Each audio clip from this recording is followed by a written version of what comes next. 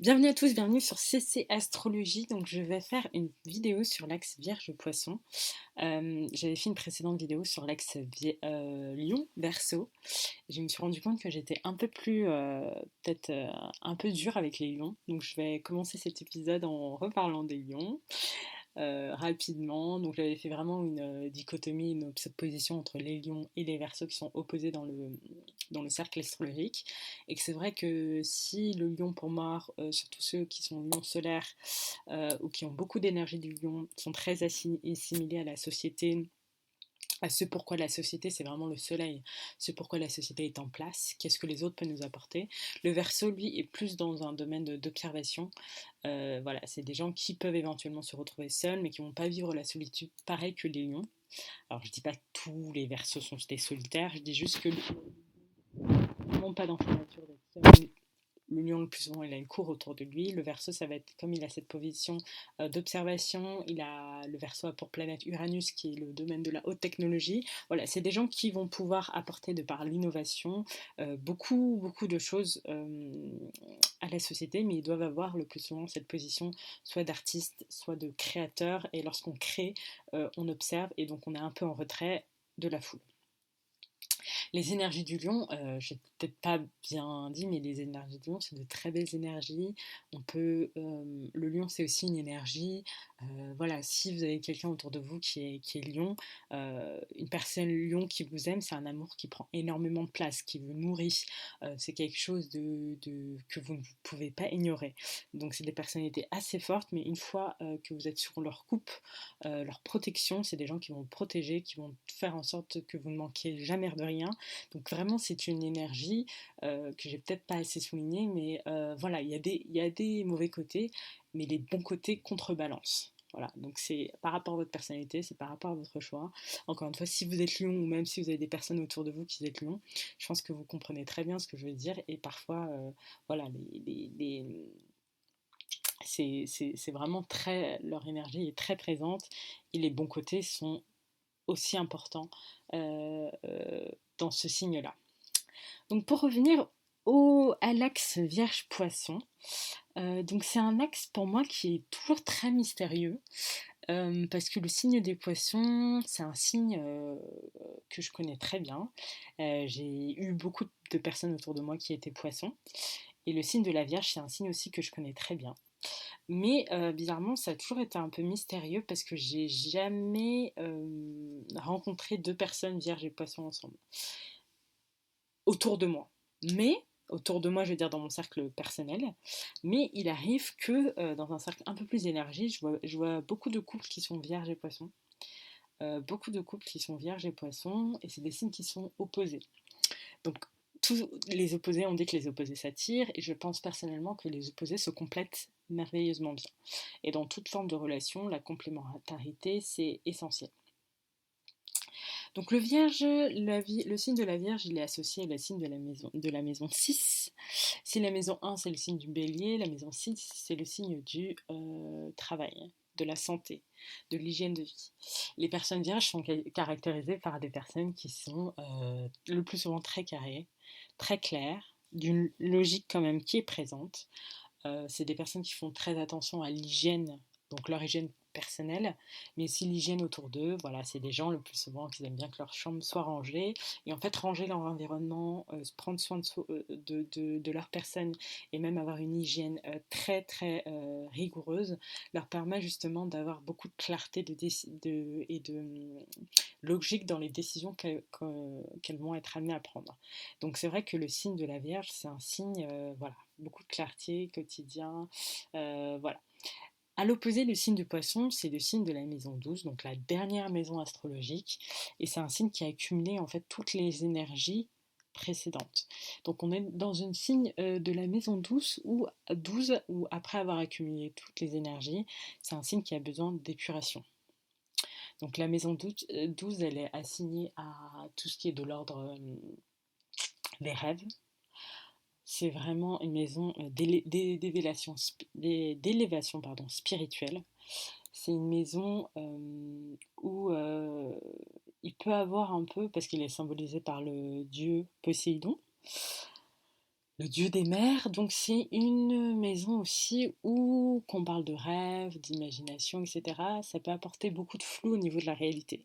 C'est pour ça que les personnes poissons sont des personnes qui ont parfois du mal à faire face à la réalité et vont s'échapper vers des substances qui sont pas toujours très bonnes pour leur santé, pouvoir oublier et supporter cette réalité. C'est un signe d'eau, hein, donc comme le scorpion ou le cancer, où bien on a des émotions très différentes autour des trois signes d'eau, que sont scorpion, cancer, poisson, c'est un signe extrêmement sensible et sent les choses. Voilà, c'est des gens très peu indifférents, je dirais, à la souffrance d'autrui. Donc voilà, le poisson c'est ça. Donc on avait vraiment deux maisons opposées. Là où la Vierge et la clarté absolue, la logique, tout doit être clair pour que je puisse avancer sur mon chemin, tout est ordonné. Le poisson c'est plutôt un peu plus chaotique, c'est un peu plus désordonné, où il y a du flou. L'imagination créative est présente, mais euh, il faut pouvoir voilà, compartimenter tout ça. Moi, le conseil que je donnerais aux poissons, c'est de pouvoir instaurer une rigueur. C'est des gens vraiment, parfois, s'ils se laissent aller à leurs émotions de signes, et je parle pour les poissons solaires, mais même pour les gens qui ont un ascendant poisson ou qui ont beaucoup d'aspects en poisson, c'est des gens qu'il faut un peu bouger pour pouvoir qu'ils agissent. Mais ça, c'est normal, c'est lié au flou du signe ou le fait que, voilà, c'est des gens qui peuvent créer très, être très euh, avoir une création très importante, mais dans toute création, il faut avoir un peu de rigueur. Après, vous me direz qu'il y a des gens qui sont faits pour créer, et il y a des gens qui sont faits pour appliquer. Et donc ça, ce serait intéressant d'étudier ça et de faire plutôt une comparaison entre trois signes, qui est le signe de la Vierge, donc clarté logique, le signe du Capricorne, qui est vraiment doué pour tout ce qui est de l'ordre d'appliquer, de faire face au réel, et le signe du Poisson, qui justement est très loin du réel, et plutôt dans l'imagination, la conception, de pouvoir créer.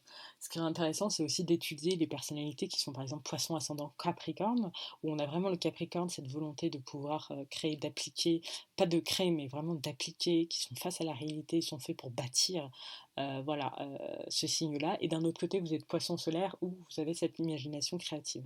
Donc pour moi, c'est des gens quand même qui sont assez doués dans tout ce qu'ils peuvent en comprendre, parce qu'ils combinent les deux.